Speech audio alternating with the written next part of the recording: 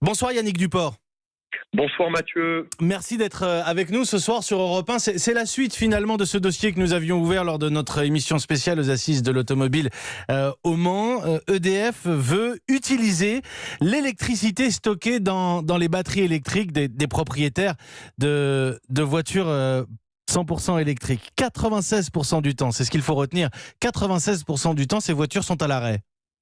Alors tout à fait, vous le savez, EDF croit en la mobilité électrique. Nous avons lancé en octobre dernier le plan mobilité électrique.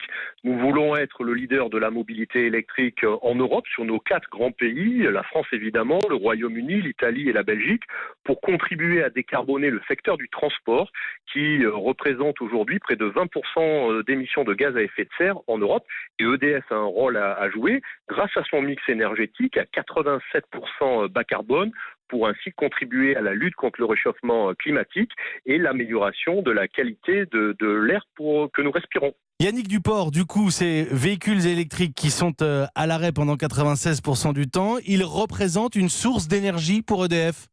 Alors tout à fait. Pour être leader, nous lançons aujourd'hui une nouvelle activité, une activité innovante, le Smart Charging.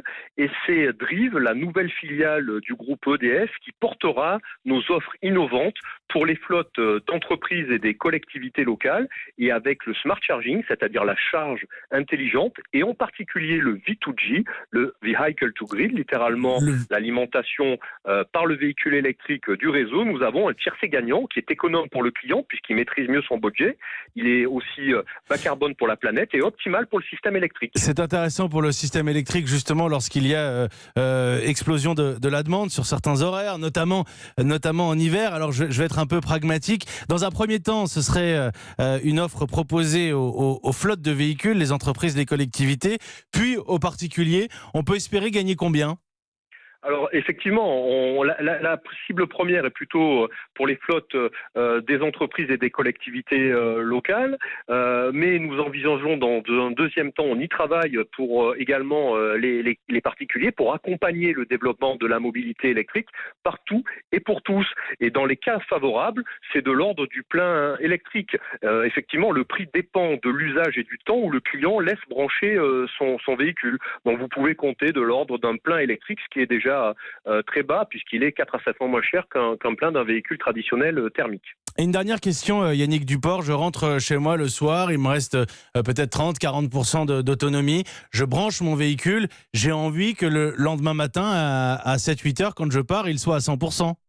Ah oui, bien sûr, l'un n'empêche pas l'autre. C'est quelque chose que l'offre sera calée bien évidemment avec le client et les attentes du client. Donc, utiliser cette électricité de votre voiture, de la batterie de votre voiture par exemple pour allumer vos lumières, réchauffer vos plats, cuire le gâteau qui sera dans votre four et si besoin aider le réseau. Et le client pourra être rémunéré pour cela. Et puis dans la nuit, bien évidemment, le client pourra être rechargé en totalité pour pouvoir partir dès le matin sur le lieu de son travail avec un véhicule complètement rechargé. Donc c'est ma voiture désormais qui va alimenter mon four ou encore le lave-linge de mes voisins. Merci beaucoup Yannick Duport, merci d'avoir répondu à nos questions, directeur de la mobilité électrique au groupe EDF. Merci.